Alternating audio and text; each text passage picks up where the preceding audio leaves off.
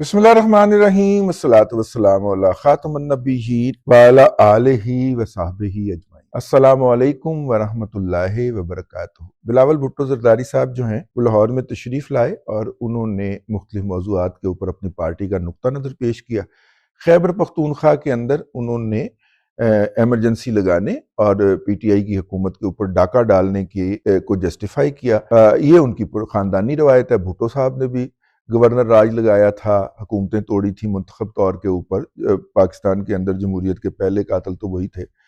अच्छा, उसके बाद ये जो जरदारी साहब की हुकूमत थी, इन्होंने भी पंजाब के अंदर गवर्नर राज लॉन्च किया था। तो उन्होंने कहा कि खैबर पख्तूनख्वा के अंदर कोई नई बात नहीं होगी, और ख़ास तौर पे उस सूरत में नहीं होगी क्योंकि खैबर पख्तूनख्वा के अंदर जो गवर्नर साहब तशरीफ़ रखते हैं, गवर्नर हाउस के अंदर उनका ताल्लुक पीपल्स पार्टी से है। और पीपल्स पार्टी वैसे तो खैबर पख्तूनख्वा में बरसरे इक़्तिदार आ नहीं सकती मुस्तक़बिल के अंदर। तो इस तरह हम कोई 3-4 साल तेरे इक़्तिदार के मज़े लूट लें। यानी पीपल्स पार्टी जो है उसके पास सिंध भी है, उसके पास बलूचिस्तान भी है, और अब गैर आइनी गैर कानूनी धौंस धांधली के तरीके से जो उनका जद्दी पुश्ती वतीरा रहा है वो खैबर पख्तूनख्वा की हुकूमत भी उनके हवाले कर दी जाए। मैं इसकी उनकी इस पावर लस्ट के ऊपर या उनके इस लालच के ऊपर कोई तबसरा नहीं करना चाहता। हर पार्टी जड़ी है, किसी ने नाबीना शख्स से पूछा कि आप हलवा खाएंगे?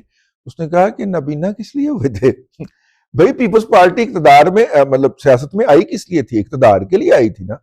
वो मुल्क तोड़ दिया करती है आधा। आप कहते हैं कि जनाब जमहूरियत क्या होती है और इंसानी हकूक क्या होते हैं और जमहूरी मैंडेट का एहतराम क्या होता है। जमहूरी मैंडेट जैसे भी हासिल हुआ हो, ठीक है ना, जितनी मर्जी फैज नेटवर्क की धांधली से हासिल किया हुआ हो, अगर आपने पिछले दौरे इक़्तिदार के अंदर उसको ऑनर किया है तो अब भी कर लीजिए फैज नेटवर्क के वाले इस जमहूरी 2/3 मेजॉरिटी को, ठीक है, बर्दाश्त कर लीजिए, मैनेजेबल है। अब मेरा मतलब है वो हमाद साहब ने एक बमशेल फोड़ा है, और हमाद साहब का बमशेल ये है कि सुहेल अफरीदी को बनाया ही इसलिए गया कि वो इस वक्त अस्करी क़यादत के एक बहुत अहम शख्सियत का करीबी है, ताकि वो उनका कोई उधर डायलॉग बहाल कर सके। सुहेल अफरीदी की बकवासियात और नारेबाजियों और लाफजनियों की वजह से उसे नहीं बनाया गया, बल्कि बनाया है इसलिए गया। शख्सियत का नाम और पता और पूरा एड्रेस वो मुझे बता देंगे जब मैं फोन करूंगा, लेकिन मैं फोन ही नहीं कर। हमने क्यों फंसना है भाई? कोई और फंसे, ठीक है ना। सुहेल अफरीदी ने भी कुछ नहीं होना। हमाद को, हमाद की भी रिश्तेदारियां अच्छी हैं, तल्लुकात अच्छे हैं, ले दे के रजीद दादा नु रगड़ा चढ़ जाना है। आओ, हमने भी नहीं पूछना भाई। लेकिन उन्होंने एक नया बमशेल फोड़ा है। हमारा आज का मौजूद नहीं है। हम उनको फोन करेंगे, हमाद भाई को, उनसे इंफॉर्मेशन भी लेंगे, फिर उसको तस्दीक करेंगे, फिर उसमें एक अलग विलाग करेंगे। इसका मतलब है कि सुहेल अफरीदी कहीं जाने का नहीं है। यानी सुहेल अफरीदी की नामजदगी भी इमरान अहमद खान नियाजी की तरफ से फौज को खुश करने के लिए, फौज की चापलूसी के लिए, फौज के पांव पकड़ने के लिए थी। कोई उन्होंने इनकलाब का नहीं था। और देखे सुहेल अफरीदी ने किस तरह आकर पूरा मामला ठंडा कर दिया, है ना, पूरा मामला ठंडा कर दिया। और जब वो बाजी के ऊपर पानी फेंका गया तो उसने कहा कि वो बहनें होंगी लेकिन मेरा कायद तो इमरान खान है ना, और इमरान खान पे तो पानी नहीं फेंका गया। यार, वैसे में शुरू हुआ था बिलावल भुट्टो ज़रदारी साहब से, उन पे भी चलते हैं तो लेकिन वो पुत्रा ठंडे ठंडे पानी से नहाना चाहिए, गाना आए या ना आए, खाना चाहिए। तो कमिंग बैक जी, बिलावल साहब जी आए हैं। जरदारी साहब हों या बिलावल साहब हों, ये दोनों लोग जब इकोनॉमी की बात करते हैं मेरा हाथ ही निकल जाता है।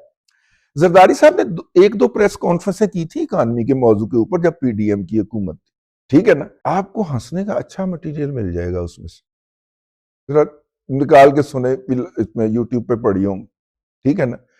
अब बिलावल साहब ने जो सूबों की बात की है, ये जो और बात की है, मैं वो बात नहीं करूंगा, वो बाकी बात करें। मसूफ ने कहा जी सूबों को रेवेन्यू इकट्ठा करने का इख्तियार दिया जाए। बिलावल साहब, शायद आपने कानून पढ़ा नहीं।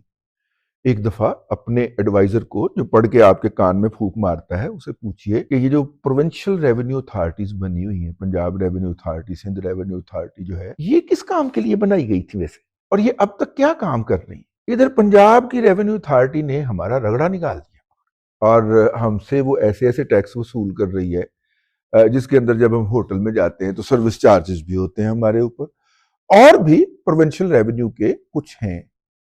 آپ ہمیں بتائیے سندھ میں آپ نے مقامی ٹیکس کتنے لگائے ہیں؟ ٹھیک ہے نا، آپ نے سندھ ریونیو اتھارٹی کے ذریعے تمام ٹیکسز جو ہیں وہ پنجاب کی امپورٹس پہ لگائے ہیں، یعنی جب وہ یعنی اس کا مطلب ہے کہ ٹیکس ایف بی آر کے ساتھ ہمارا بھی ذرا ٹیکس دے دیں، ٹھیک ہے؟ یعنی کہ ایئرپورٹ کے افسر کو کہا جو کہ وفاق کا افسر ہے، ٹیکس ہم اکٹھا کریں گے، ٹیکس ہم اکٹھا کریں گے، ٹیکس ہم اکٹھا کریں گے، لیکن ایئرپورٹ کا افسر جو کہ وفاق کا ملازم ہے اسے کہا جائے گا کہ یہ جہاں سے جو چیز جائے گی یہ ساتھ میں ہمارا بھی واؤچر دے دینا، یہ پہلے ٹیکس جمع کرا دیں سندھ حکومت کے کھاتے کے اندر۔ سندھ کا ریونیو ڈپارٹمنٹ پنجاب کے، خیبر پختونخوا کے اور بلوچستان کی، آزاد کشمیر کی، گلگت بلتستان کی ہر امپورٹ کے اوپر ٹیکس کی ڈکیتی مار کے کہتا ہے کہ ہم نے سرپاس کر لیا، پھر یہ وائلیشن کرتے ہیں، یہ وفاق توڑنے کی بات کرتے ہیں۔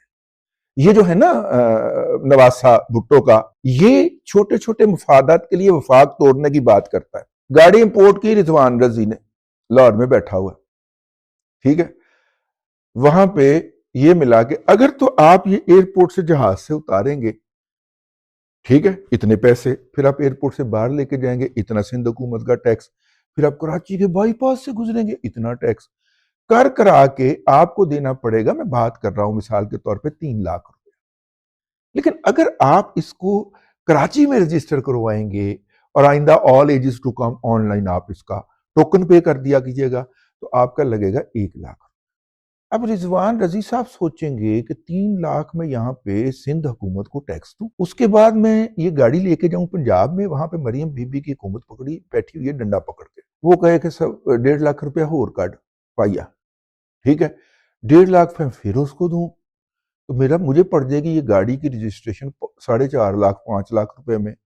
یہ بھولڑو مجھ سے کہہ رہا ہے کہ لاکھ روپیہ دے اور میں تیری گاڑی جہاز کے اوپر کھڑی ہوئی رجسٹر کر دیتا ہوں، ابھی نیچے نہیں اتری، اس کا نمبر لگ جائے گا، نمبر لگ کے جہاز سے اترے گی۔ یہ ڈکیتی ہے، یہ وفاق کو توڑنے کی سازش ہے، ٹھیک ہے؟ ہاں، اور پنجاب کو یہ معاملہ سینٹر کے اندر ٹیک اپ کرنا چاہیے کہ یہ کیا انہوں نے ڈکیتی مچائی ہوئی ہے۔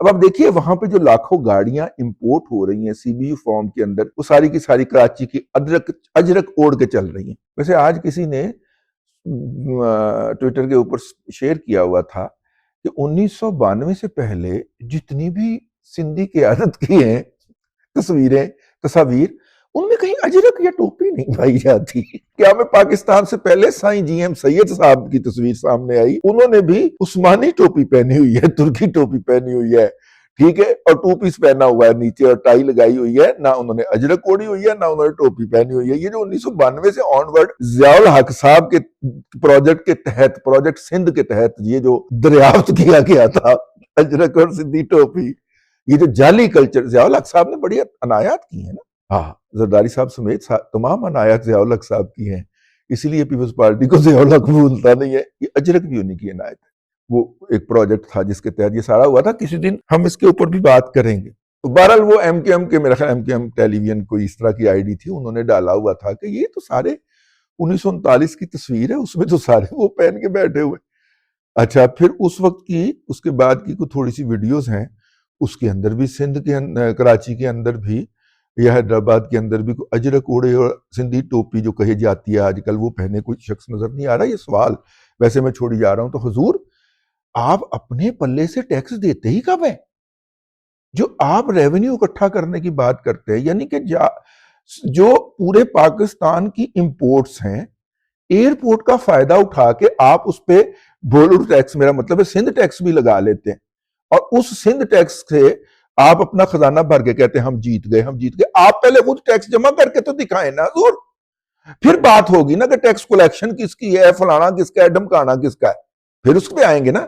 آپ نے جو سسٹم ایگزسٹ کیا، کریٹ کیا ہے، اس کے اندر تو لوکل یا کراچی والوں کا رگڑا نکالا جاتا ہے چلانوں کے ذریعے یا مختلف اور چارجز کے ذریعے، اور یا پھر پنجاب، بلوچستان اور خیبر پختونخوا کو جانے والی تمام ایکسپورٹس کے اوپر آپ جو ہے وہ رگڑا پھیرتے ہیں۔